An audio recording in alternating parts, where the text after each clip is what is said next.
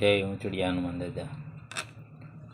મિત્રો, એકવાર એક બેન એના પોતાના 10 વર્ષના બાળકને લઈ અને ગાંધીજી પાસે જાય છે અને ગાંધીજીને વાત કરે છે કે બાપુ, આ મારો 10 વર્ષનો દીકરો છે અને ગોળ બહુ ખાય છે.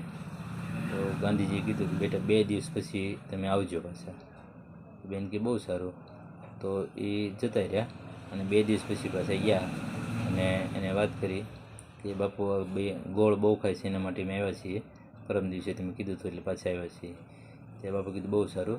પછી એને કીધું કે બેટા, છોકરાને કીધું કે બેટા છે ને, ગોળ ખાવાથી શરીરની અંદર કૃમિ થાય છે અને કૃમિ થાય એટલે પેટમાં દુખાવો થાય, તેથી તું ગોળ ખાવાનું બંધ કરી દેજો બેટા. તે બાળક કે હો બાપુ. તો એની માતાને થોડુંક આશ્ચર્ય થયું કે બાપુ, પરમ દિવસે મેં આવ્યા તો ત્યારે તમે આ વસ્તુ તમે ત્યારે કહી શકતા હતા, તો ત્યારે કેમ તમે એમને કીધું 2 દિવસ પછી આવો એમ. તો બાપુ એને સરસ મજાનો જવાબ આપ્યો કે ત્યારે તો હું પણ ગોળ ખાતો હતો, તો મેં પહેલાં બંધ કરીને જોયું ગોળ વગર ચાલી શકે કે નહીં એમ.